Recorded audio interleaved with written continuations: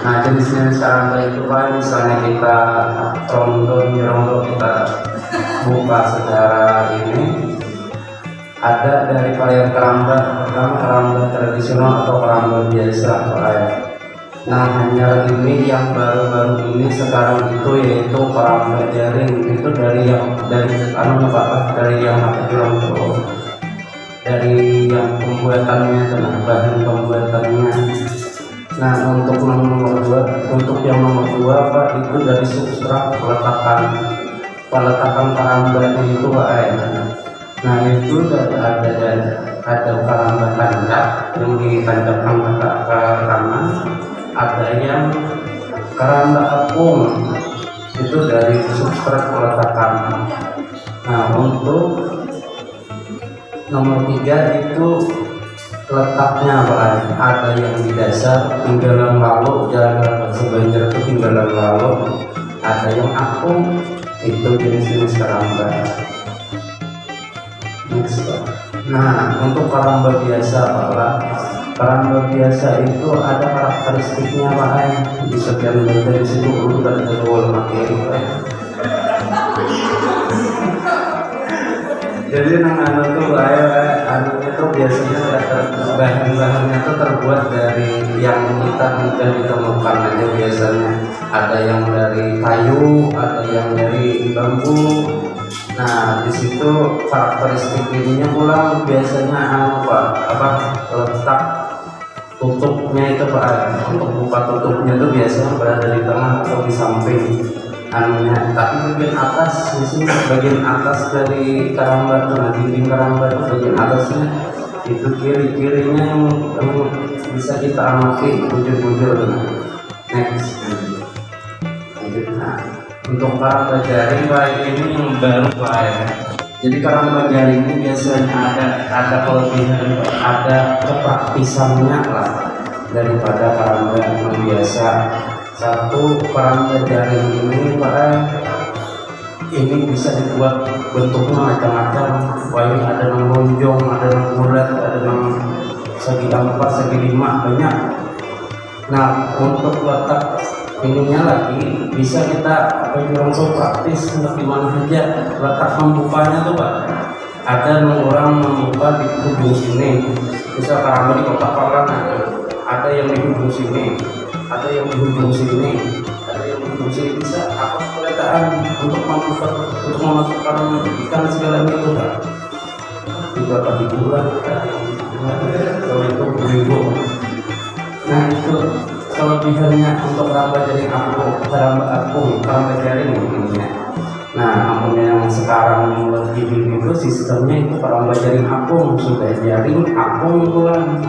Kenapa jadi keramba jaring apung ini lebih bagus?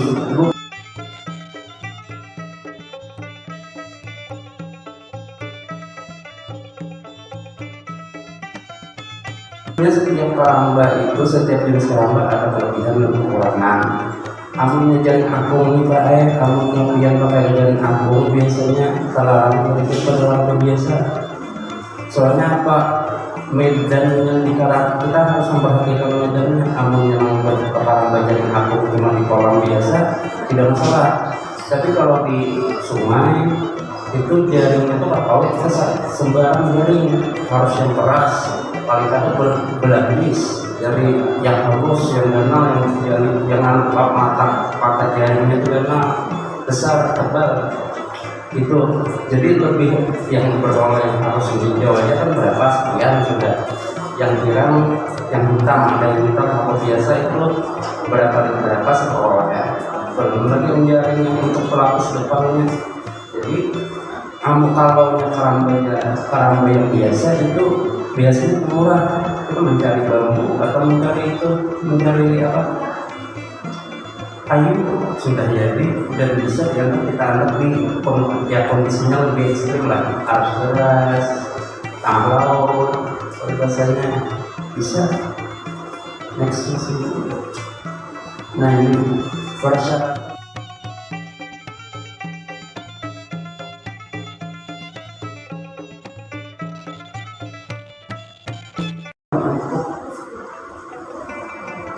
Kelebihan keramba itu harus sesuai dengan jenis ikan. Jenis ikan, jenis kan umur ikan itu harus sesuai. Amunnya jenis ikannya halus, maka size kalamberti harus. Amun dari maka size-nya kalamberti harus. Bahannya harus lembut juga itu. Kalau yang karena ya Pak, karena ya. Nah itu. Next. Nah untuk bahan pembuatan, nah itu tadi Pak.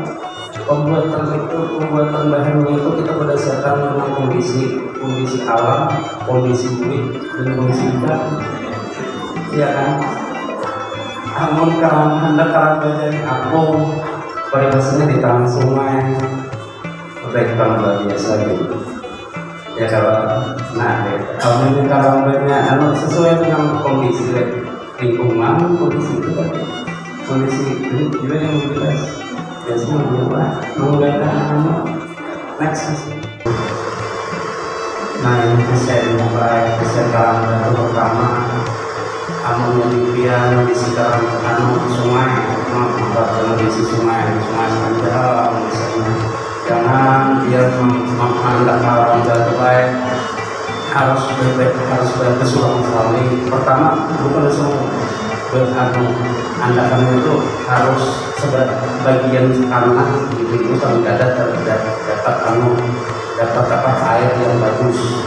Ya kalau di karamba itu kayaknya jadi juga. Nah di sini air bisa berpindah aja lagi pindah dari aliran di sini. Nah jadi harus pertama amalnya berjejer dua kayaknya. Nah dua bisa pian sampai 4 kalau sini bisa berjarak apa yang membawa berjaraknya dari 3 atau 3 jarak. Kalau berjejer 4 kayaknya nah itu 4 amunnya pian nambah lagi amun kawat berjarak di sini atau berjejer 2 itu ke belakang boleh, tapi biasanya 4 penjejernya 4 ya. Habis itu pulang melihat ikannya juga apa misalnya mas bisa tidak itu kalau yang biar baru 4 tadi atau buah nanti jadi 4 itu jangan biar di tanah amunnya minta karena dia di tanah itu masih kalau gitu emas itu lebih apa minta kalau emas itu lebih emas biasanya lebih cepat lebih sensitif emas masalah airnya itu. Nah untuk ukuran ikannya ukuran amun bibit yang dia di tengah ujung. Jadi yang aliran air yang lebih bagus itu untuk yang rentan yang sensitif dengan aliran air dan juga apa namanya umur yang lebih kecil.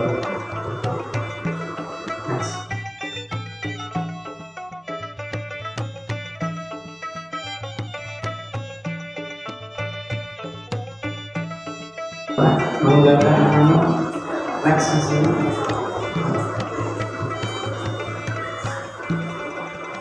Sama juga yang di sini pokoknya sama anunya sesuai jenis ikan tadi, sesuai jenis sesuai dengan jenis kondisi.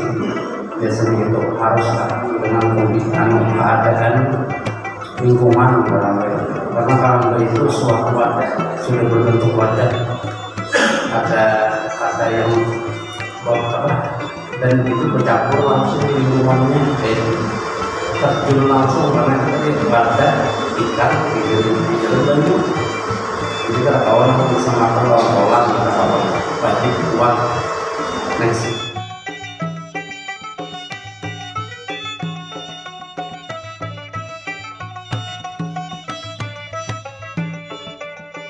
Untuk peletakan dan lain-lain desain karamba itu terbaik.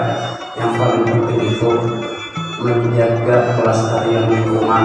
Paribasa yang paribasa itu istilahnya Pak, atau kalau kalian mandat di sungai jangan sampai mau jalan pulang sungai itu. Kedua pulang misalnya sungai itu sampah banyak apa dibersihin, itu tanggung jawab kita Pak. Enak ketampang semua kan itu banjir enak gara-gara tadi. Jadi aliran sungai kita perhatikan itu anunya sampah-sampah, kalau sampah sangkut juga dan kita minta tolong ini istilah kita belajar kita belajar. Nah ini kesimpulannya Pak.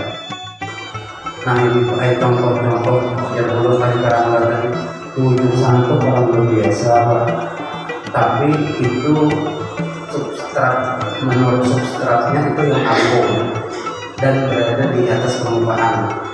Nah kalau yang ini Pak keramba jaring namanya, dari substratnya itu Pak bertancap langsung pada bagongnya, dan ini misalnya bayinya limpas Pak ya itu ditenggelam itu gitu. Nah bawa badaran. Nah ini kesimpulannya Pak. Jadi kalau dari persyaratan karangga ini kita tuh melihat untuk matematik. Dari pertama dari letak lokasi, itu dari strukturnya.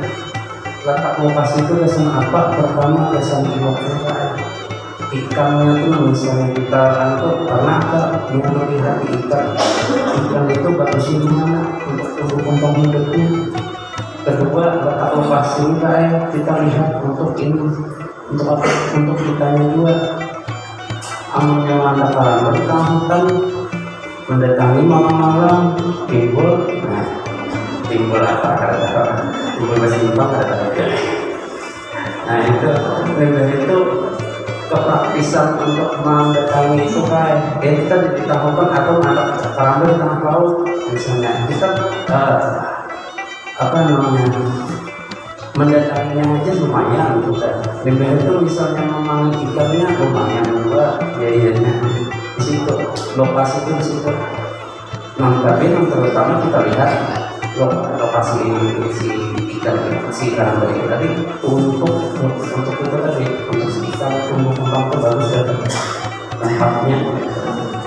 Begitu strukturnya tadi pertama badannya itu praktis, lokasi apa strukturnya tidak sesuai dengan pelestarian lingkungan macam-macam tadi. Yang ketiga itu duitnya sesuai dengan dompet gitu. Itu ekonomis bahasa kita.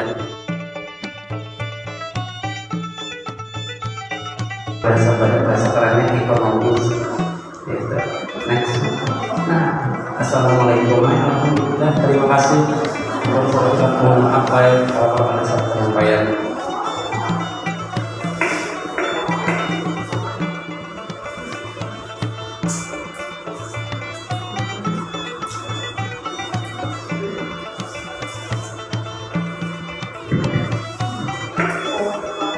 Masih panjang sebenarnya Mas Jo, tapi ya karena sudah singkat padat terserah Pak Bulan kalau semuanya. Untuk ketiga narasumber ini kita buka sesi tanya jawab. Silahkan Bapak tanya kepada penanya kepada narasumber dan sebutkan nama. Kalau bisa